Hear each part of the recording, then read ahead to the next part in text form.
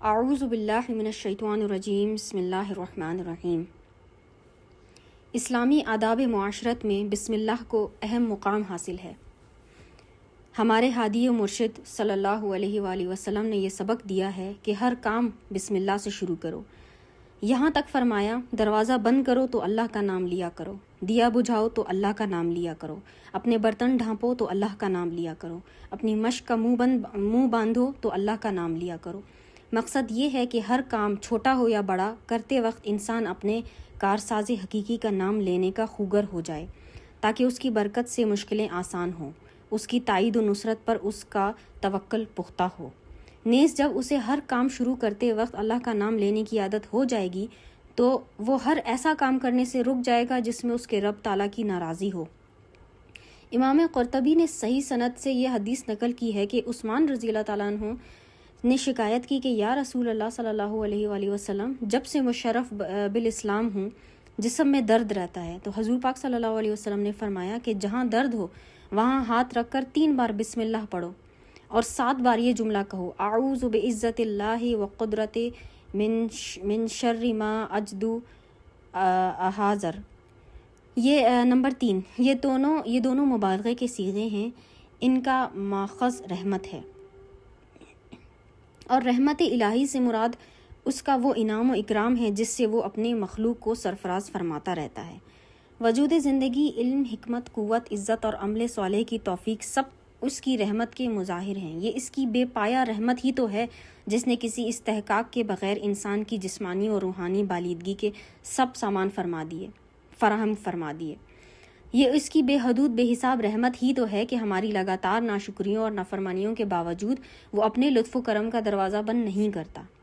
کبھی آپ نے غور فرمایا کہ قرآن اللہ کی جس صفت کا سب سے پہلے ذکر کرتا ہے وہ صفت قہاریت و جباریت نہیں بلکہ صفت رحمانیت و رحیمیت ہے۔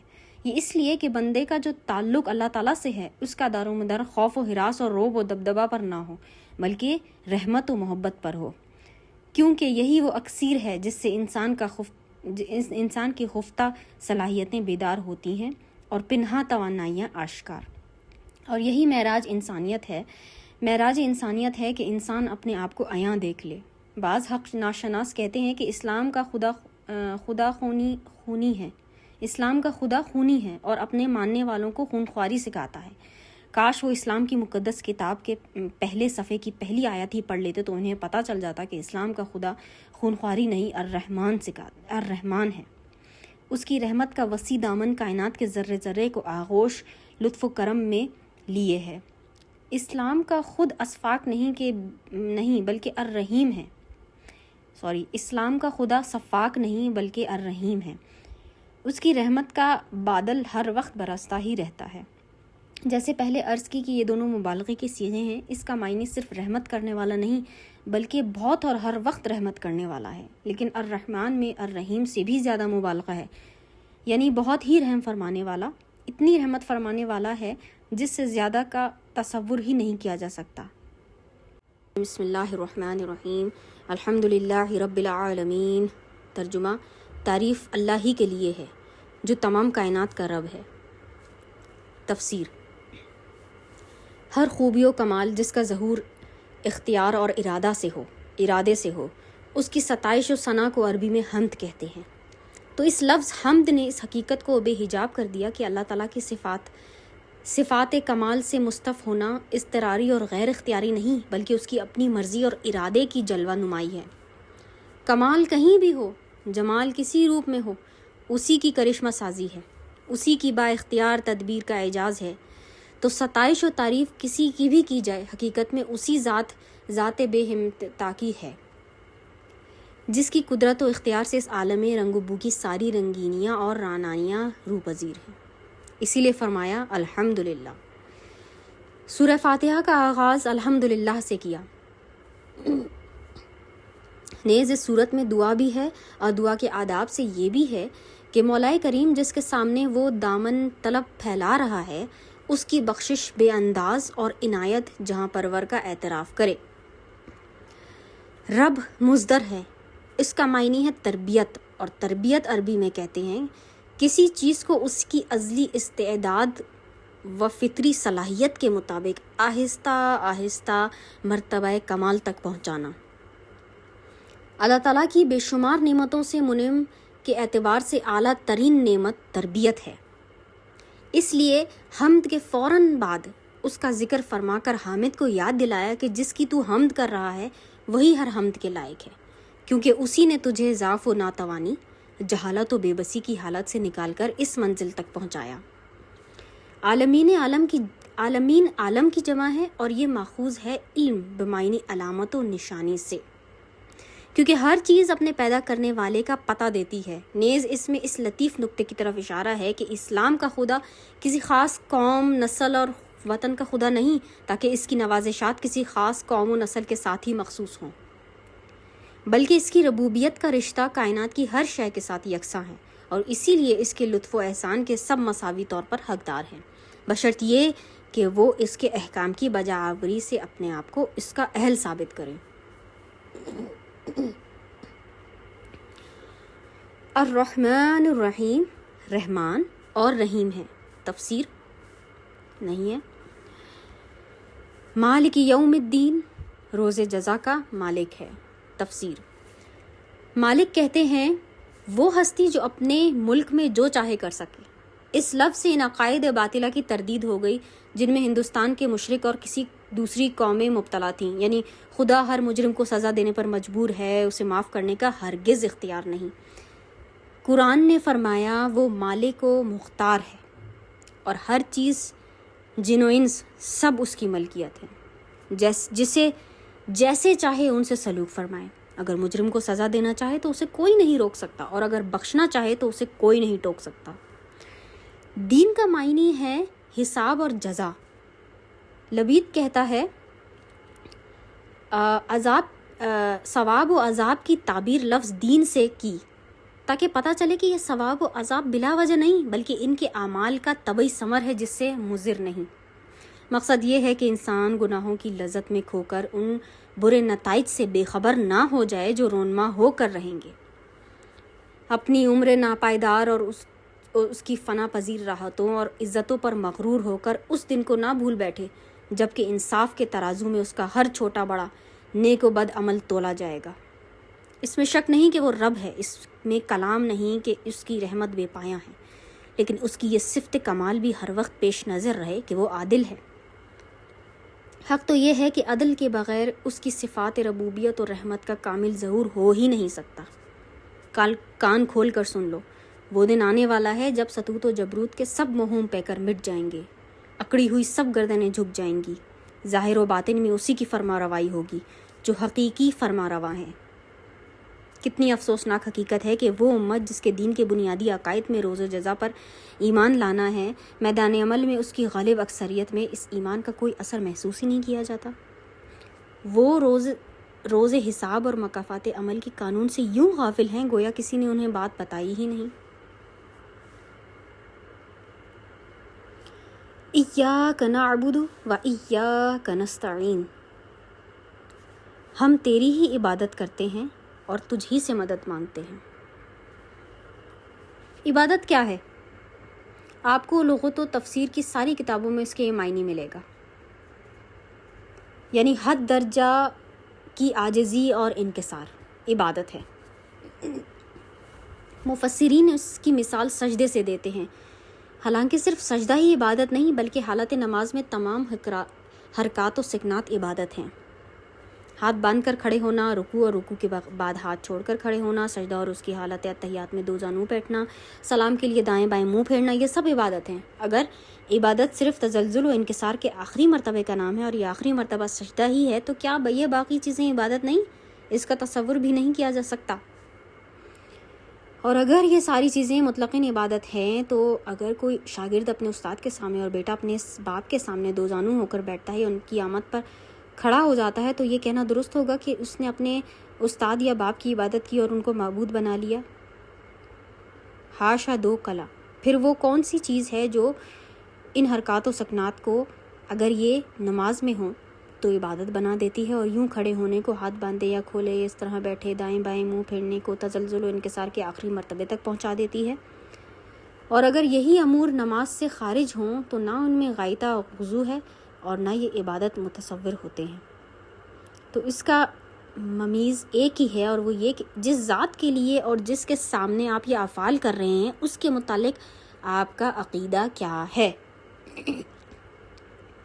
اگر آپ اس کو اللہ اور معبود یقین کرتے ہیں تو یہ سب اعمال عبادت ہیں اور سب میں غائطہ تزلزل و خضوع پایا جاتا ہے، لیکن اگر آپ اس کو عبد اور بندہ سمجھتے ہیں، نہ خدا کا بیٹا، نہ اس کی بیوی، نہ اس کا اوتار، تو یہ عمل عبادت نہیں کہلائیں گے۔ ہاں، آپ کو ان کو احترام اجلال اور تعظیم کہہ سکتے ہیں۔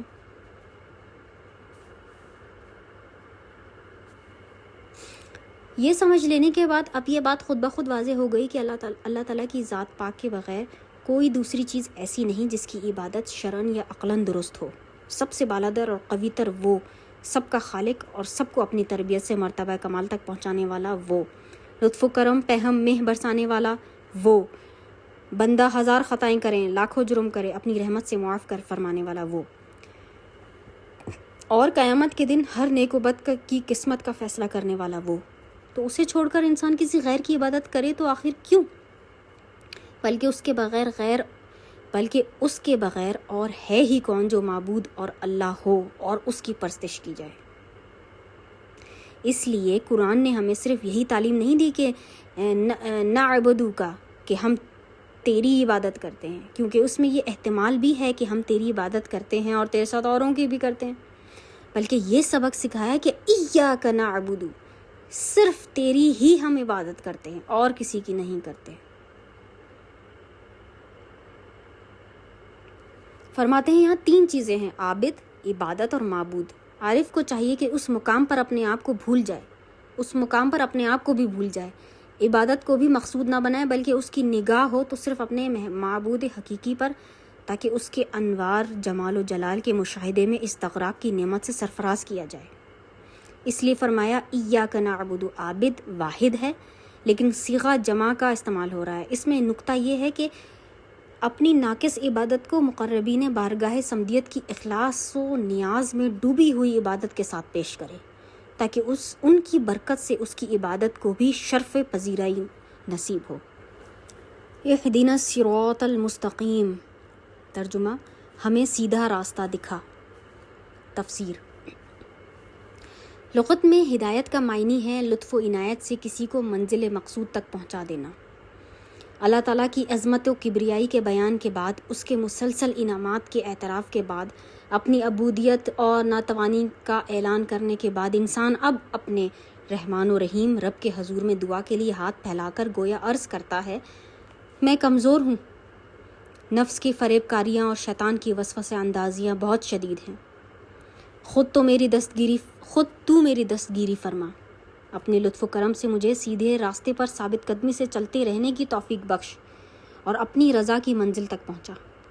کرب و وصال الہی کے اس مقام پر پہنچ کر مومن تنہا اپنی ذات کے لیے ہدایت طلب نہیں کرتا، بلکہ ساری امت محمدیہ کے لیے ہدایت کا طلبگار ہے۔ کہا ہے اہدنا، ہم سب کو ہدایت دے، کیونکہ اگر ہدایت اسلام چند افراد تک محدود رہے گی تو اس کی عالمگیر برکات و فیوز کا اظہار کیوں کر ہوگا؟ شرق و غرب میں انسان جس میں گمراہیوں میں ٹھوکریں کھا رہا ہے، اس سے کیوں کر چھٹکارا پا سکے گا اور اس کی تعبیر کیسے ہوگی؟ ہدایت کے بے شمار مدراج ہیں، ایک سے ایک بلند، ایک سے ایک اعلیٰ۔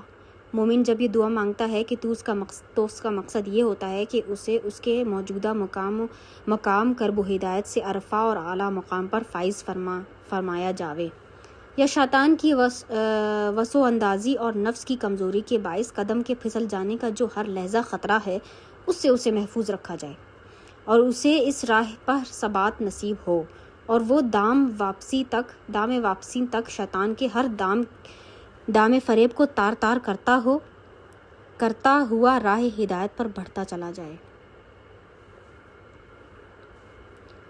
صراط الذین انعمت علیہم، ترجمہ ان لوگوں کا راستہ جن پر تو نے انعام فرمایا۔ تفسیر، ان الفاظ سے راہ حق کی ایسی نشاندہی فرما دی تاکہ تعصب اور ضد سے بلند ہو کر جو اس کا متلاشی ہو وہ اسے پہچان سکے۔ فرمایا جن لوگوں پر میں نے انعام و اکرام فرمایا ہے جس راستے پر وہ چل رہے ہیں وہی سیدھا راستہ ہے، اور ان لوگوں کے متعلق بھی تصریح فرما دی کہ میرا انعام نبیوں، صدیقوں، شہیدوں اور نیک بندوں پر ہے۔ اب خود سوچ لو کہ کس راہ پر ان نفوس قدسیہ کے نقوش پاں ہیں۔ حضرت صدیق و فاروق، عثمان و حیدر، صحابہ کرام، اہل بیت اعظام کس جماعت کے پیشوا ہیں، اور اولیاء کرام کا سلسلہ اس وقت سے لے کر آج تک کس جماعت سے ظاہر ہو رہا ہے۔ جمہور علماء کے نزدیک مغضوب سے مراد یہودی ہیں اور ضالین سے مراد عیسائی، اور ارشاد نبوی سے بھی اسی کی تاکید ہوتی ہے۔ مسئلہ: جب انسان سورہ فاتحہ پڑھے تو سنت یہ ہے کہ آمین کہے۔ اس کا معنی ہے استجب، یعنی آخر میں پھر التماس کرے کہ اے مولا کریم جو دعا میں نے کی ہے اسے قبول فرما، آمین۔